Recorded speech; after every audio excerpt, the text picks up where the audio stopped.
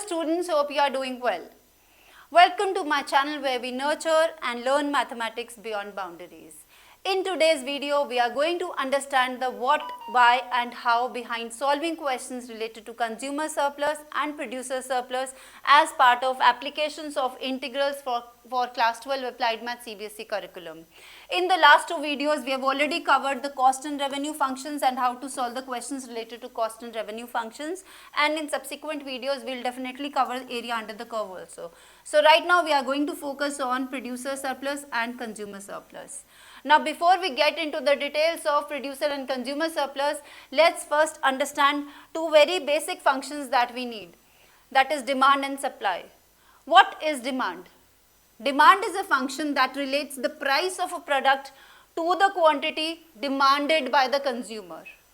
So, if we look at the demand curve, it is a downward sloping curve. If the price of any commodity in the market increases, the demand goes down. And if the price decreases, the demand of that product in the market increases. For example, if you are looking for a phone cover for your phone, if it is available at a decent price of 100 or 150 rupees, there would be more people who would be interested to buy it rather than if it is available at a higher price where very few people might buy it. So, as the price increases, the demand decreases. That means the price and quantity are inversely related to each other with respect to when we talk of demand of the product in the market. Now, what is supply? Supply is a function of price and quantity supplied by the producer. So, now let's look at the other side of the story. If the price of a product increases, the producer increases the supply in the market because he wants to earn more and more profit. So, the supply curve has a positive slope and it is going upwards. You can see the coefficient of Q here is positive. In case of demand, it was negative, going downwards. In case of supply, it is going upwards. So, as the quantity increases, the price also increases, or as the price increases, the quantity increases. So, that means the price and quantity are directly related when it comes to supply function. Now, how is the price of a product decided in the market? The producer would want to sell a product at as high price as possible and the consumer wants it at a lower price. So, what happens is when we plot the demand and supply curve of a product, the two curves, they intersect at a point called the point of equilibrium.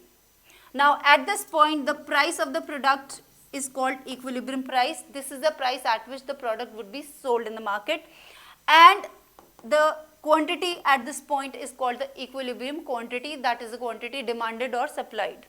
So, at the equilibrium point, the demand curve is equal to the supply curve. So, when you have a question related to consumer surplus or a producer surplus, the first step is equate the demand and the supply curve to find the equilibrium price and the equilibrium quantity. Thereafter only you can find the consumer producer surplus. So, let's have a look at what is consumer surplus now. Now, suppose you buy a new phone and you want to keep it safe, you don't want any scratches on that phone and you don't want it to break if it falls down from your hand. So, you are willing to buy a phone cover for maybe 500 rupees just to keep your phone safe. So, you are okay with 500 also, and you start looking for it on Amazon also and Flipkart also and other websites also, and eventually you find a phone cover for just rupees 300 even though you were willing to pay 500 for it. So, will you be happy? Yes, for sure, because you saved 200 rupees. So, basically the difference between the willingness of a customer to buy and the market price, the gap here is called consumer surplus. So, in this case, your surplus is 200 rupees because you were willing to buy it at 500 rupees, but you bought it at 300. So, the surplus for you is 200. Likewise, there are so many customers in the market and every customer might have a different surplus, maybe 200, maybe 250, maybe 350. So, the sum of all the surplus of all the consumers in the market is called consumer surplus. So, as we can see, how to find the consumer surplus is by integrating the demand curve and then subtracting the product of X naught P naught. Let's understand using this graph. Integrating the demand curve means we find the area under this graph from X as 0 to X as X naught, that is the equilibrium quantity. So, that means when we integrate the demand curve, we get this entire area. And from this area, we need to take away the equilibrium price and quantity, product of equilibrium price and quantity. So if I subtract the product of price and quantity at equilibrium point, I get this upper area, which is my consumer surplus.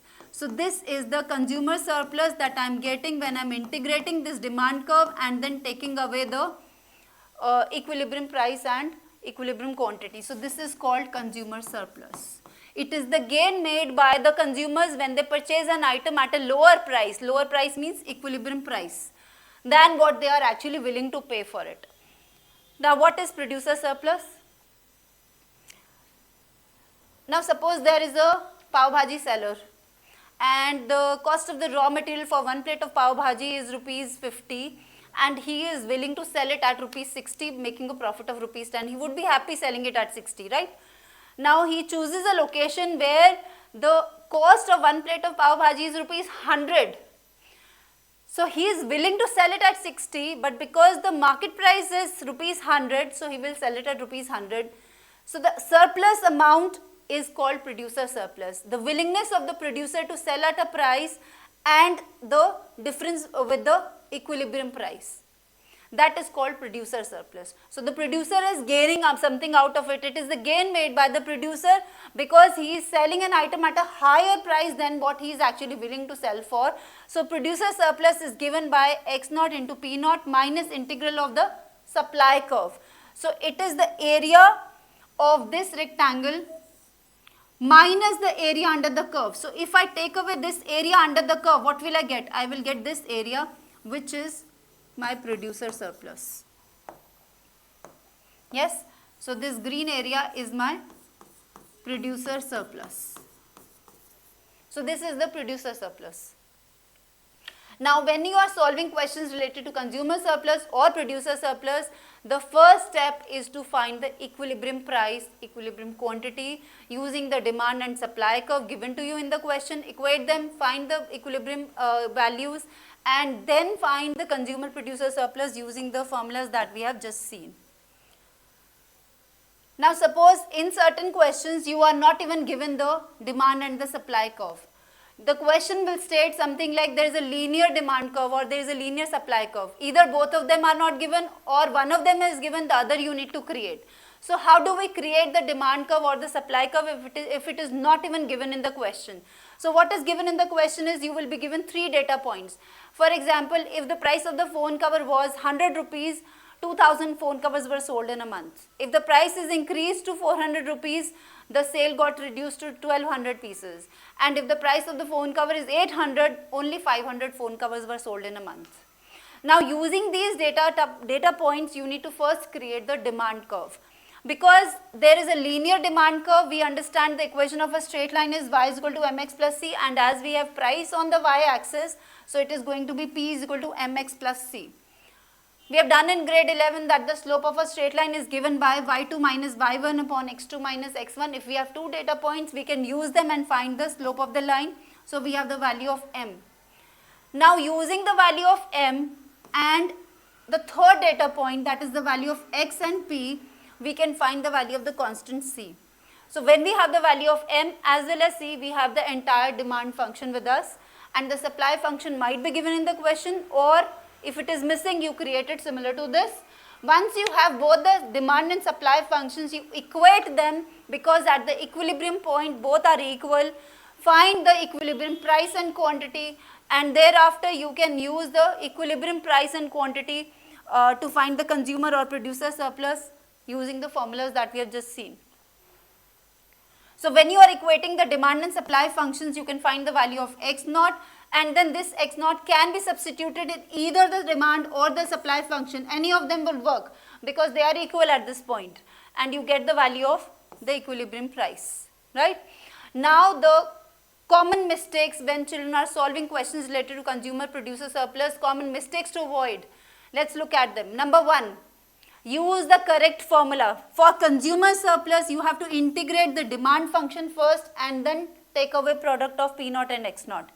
For producer surplus, you first find the area of this rectangle and then you take away the integral of the supply curve. That gives you producer surplus. So use the correct formula, the first common mistake to avoid. Second common mistake, When you are using definite integral here, integrating the demand or the supply function, use the correct lower and upper limit. Lower limit is 0, upper limit is the equilibrium quantity, not the price. Use the correct limits when you are integrating the demand or the supply curve. And the third common mistake is, once we calculate, we just close down and move to the next question. Please write the answer statement with proper units. If the question uses rupees, use rupees. Whether it is dollars or pounds or rupees, use the correct unit and write the proper answer statement with the correct unit. So this is what is consumer and producer surplus. In the next video, we are going to cover the questions related to consumer and producer surplus picked up from CBSE handbook, from ML Agarwal, and even the PYQs, to give you a comprehensive view of what kind of questions are important and you need to solve to prepare for your board exams. So if you found the video useful, don't forget to hit the like button, share the video with your friends, subscribe to my channel if not done so far, and hit the bell notification to keep getting notifications for upcoming videos. So till then, keep watching, keep learning, keep growing.